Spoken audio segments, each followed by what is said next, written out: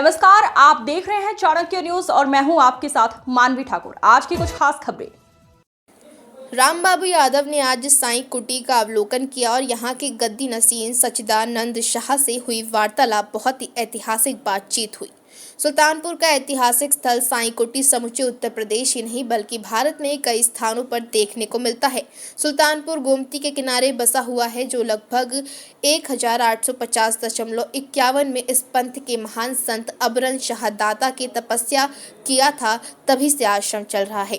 यह प्राचीन साईं कुटी के महंत से जुड़ी हुई है। सुल्तानपुर का इतिहास काफी रोचक है। भगवान राम के पुत्र कुश की यह नगरी कई मायनों से खास है। यहाँ के सीता कुंड का विशेष महत्व है। मुगल काल में इसका नाम कुश भवनपुर था जो बाद में सुल्तानपुर हो गया। आज हम उत्तर प्रदेश के जनपद सुल्तानपुर में एक ऐसे आश्रम पर आए हुए हैं जो 1851 से बसा हुआ है और यह जो है आश्रम सत्य साईं बाबा आश्रम कुश भवनपुर के नाम से जाना जाता है। जो आज यहाँ पर जो साईं जी हैं वो लोगों द्वारा ये पता लगा है कि वो एक सिविल सर्विस सर्वेंट थे और उस तरीके वहाँ से नौकरी से रिजाइन दे करके ये साईं बन चुके हैं। आइए चलते हैं बाबा जी के दरबार में और मैं धीरे धीरे आश्रम के सभी ये सब दिखाते हैं। अपने कैमरामैन से कहेंगे कि पूरा आश्रम आप दिखाएं और बाबा जी के पास हम लोग चल रहे हैं।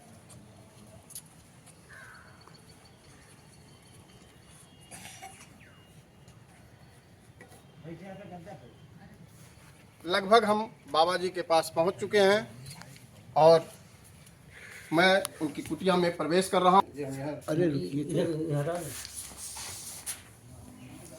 आपके सामने बैठने की चुके हैं बाबा जी के दरबार में, बाबा जी के शरण में।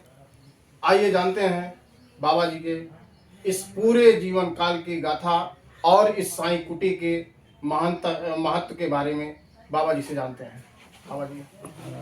मैं सरोज कुमार, अभी मेरा नाम इस समय सच्चिदानंद शाह है। मैं 1986 बैच के सिविल सर्विसेज से Indian defence account service IDAS service से बिलोंग करता हूँ। मैंने करीब 35 साल तक गवर्नमेंट की सेवा किया है और सुपर एनुएशन के बाद मैं 2 साल इधर उधर इंतजार किया। उसके बाद मैं महाराज जी, आपको ये भावना कैसे आई कि ईश्वर की शरण में चला जाए? ये जो है क्या कहते हैं, संसार एक मिथ्या है, केवल ईश्वर ही सत्य है। ये कैसे भावना आपके उसमें जगी? ये भावना मुझे मेरे चाचा जी इस पंथ से जुड़े हुए थे बचपन से ही। जब मैं BA पार्ट 1 में था उस समय चाचा जी एक पुस्तक लाए थे, आशिक विनय एक ग्रंथ है इस पंथ का। उस ग्रंथ को जब मैंने पढ़ा तो मुझे लगा कि ये एक सही पंथ है और मुझे जाना चाहिए चाचा जी के गुरुजी से मिलने के लिए। तो मैं अपने चाचा जी के साथ धोपाप के पास, लम्बुआ के पास धोपाप है, धोपाप के पास सत्य साईं दाता आश्रम है पैगुपुर में।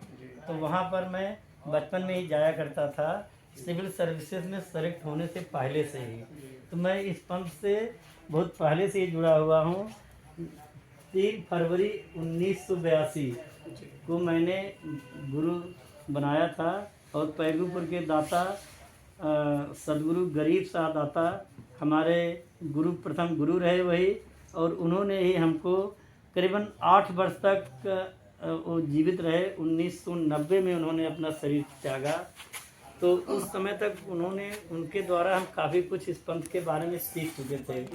और एक तरह से देखा जाए कि जैसे एक माता पिता अपने बच्चों के लिए त्याग करते हैं, वैसे या उससे अधिक बढ़कर के मैंने अपने गुरु में प्रेम पाया। उस प्रेम के द्वारा आकर्षित होते हुए वह मुझे काफ़ी कुछ अध्यात्म के बारे में बचपन में सिखा दिए थे। उन्हीं की प्रेरणा से मैं सिविल सर्विसेज में सेलेक्ट हुआ और उन्होंने कहा था कि बेटा पूरी सर्विस ज्वाइन करना और सर्विस में तुम अपना जो भजन बताया गया है उसको तुम करते रहना। तो उनके द्वारा बताए हुए रास्ते में मैं डिफेंस सर्विस में होने के बावजूद भी मैं सुबह शाम भजन जैसा कि गुरुजी ने बताया था मैं पूरा उसको करता रहा। और रिटायरमेंट होने के बाद आप जो है रिटायर हुए थे या बीच में छोड़ चुके नहीं, थे? हम रिटायर हो गए थे। रिटायर हुए थे जुलाई 2020 में। मैं जयपुर में प्रिंसिपल कंट्रोलर सी के पद से रिटायर हुआ। प्रिंसिपल CDA बोलते हैं उन्हें, जो साउथ वेस्टर्न कमांड आर्मी के पूरे फाइनेंशियल मैटर्स को देखते थे। आर्मी कमांडर होते थे और फाइनेंशियल मैटर में हम लोग चीफ थे। आज आप जिस उसमें हैं कबीर पंथ इसको कहते हैं नहीं, शायद। कबीर पंथ तो नहीं कहते इसको। ये कबीर पंथ एक अलग पंथ है, ये सत्य साईं दाता पंथ अलग पंथ है। सत्य साईं दाता का जो ये पंथ है इसकी उत्पत्ति कब से हुई है और कैसे हुई है, थोड़ा सा इस पे आप बताएं। सत्य साईं दाता पंथ की उत्पत्ति तो मूलतः जो है बाराबंकी में कोटवा धाम है जगजीवन शाह का। जगजीवन शाह के एक शिष्य थे मोहन शाह, उन्होंने ही इस पंथ को आगे बढ़ाया। जगजीवन शाह ने ही उनको आदेश किया था कि बेटा तुम अपना अलग पंथ बनाओ। तो जगजीवन शाह के आदेश पर उन्होंने सत्य साईं दाता पंथ का आपको निर्माण क्या यह ज्ञात है कि वो कौन सा सन रहा होगा? उनके सन का तो मुझे ज्ञात नहीं है, लेकिन वो करीबन 18वीं शताब्दी की शुरुआत या 17वीं शताब्दी का अंतिम चरण रहा होगा। जी। मुझे थोड़ा सा और जानना चाहता हूँ कि आपके जो ये ब्रांच हैं, मतलब जिसको आश्रम कहते हैं सॉरी इसके लिए, तो ये आश्रम और कहाँ कहाँ पे हैं? नहीं, हमारे आश्रम हमारे चंदौर दाता के अधीन जो हमारी इस समय सतगुरु गुलाम शाह दाता चंदौर की गद्दी पर आसीन है, उनके अधीन करीबन 100 से ज़्यादा आश्रम इस तरह के पूरे उत्तर प्रदेश में भी हैं, हरियाणा में भी हैं, पंजाब के मोगा में भी एक आश्रम है, इसके अलावा दिल्ली में भी आश्रम रहा है, बॉम्बे में भी रहा है।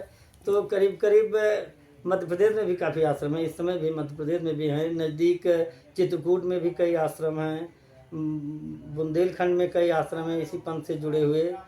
तो काफ़ी आश्रम इस पंथ से जुड़े हुए हैं जो लोगों को सत्य, अहिंसा, अस्तेय, परिग्रह, ब्रह्मचर्य का पाठ पढ़ा रहे हैं। और ये पुरातन सनातन हमारी हिंदू धर्म की सनातन परंपरा से जुड़ा हुआ पंथ है, उसी परंपरा को आगे बढ़ा सबसे रहे बड़ी हैं। बात मुझे यहाँ लगा जो आप बताए अभी कि जो आपके द्वारा यहाँ किसी प्रकार का कोई मांग नहीं है, कोई किसी से लालच नहीं है, कोई इस तरीके से नहीं है। हमें लोग अभी आपने ही बताया था कि इसमें जो चढ़ावा आता है, आपके जो शिष्य हैं आप वो जो है उसी से अपना जीवन यापन करते हैं और भगवान की भजन करते हैं। Yes, sir.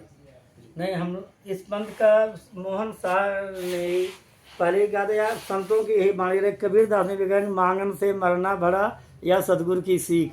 तो ये गुरु शिष्य परंपरा का एक पंथ है और इसमें मोहन शाह ने इस पंथ को चलाया था। तो उन्होंने भी कभी किसी से मांगना वर्जित कर दिया। यहाँ तक कि हमारे ग्रंथों में लिखा गया है कि जो गुरु शिष्य के घर भोग लगावे महामास सोई गुरु खावे। तो इतना तक वर्जित है कि हम अपने शिष्य के घर में भी जा करके उसके यहाँ खाना पीना नहीं खा सकते हैं, क्योंकि उसकी क्या मनोदशा है, क्या उसकी आर्थिक स्थिति है, क्या बेचारा है। अगर हम 10 शिष्य लेकर पहुँच गए किसी के घर में, उसके पास नहीं है, अगल बगल झांक करके बेचारा मांग गूंग करके आपको भोजन कराता है, तो इसको एक पाप की श्रेणी में माना गया है हमारे पंथ में। मैं ज़्यादा तो नहीं बता सकता हूँ महाराज जी के बारे में, लेकिन अभी आपने ऐसी व्यवस्था के बारे में बताया जो मुझे एकदम नहीं जानकारी थी। और हमारे संस्कृति, हमारे संस्कार ऐसी ऐसी स्थिति के अभी आज भी जिंदा रखे हैं आप लोग, इसके लिए बहुत बहुत धन्यवाद। बने रहिए चाणक्य मीडिया के साथ। राम बाबू यादव। धन्यवाद।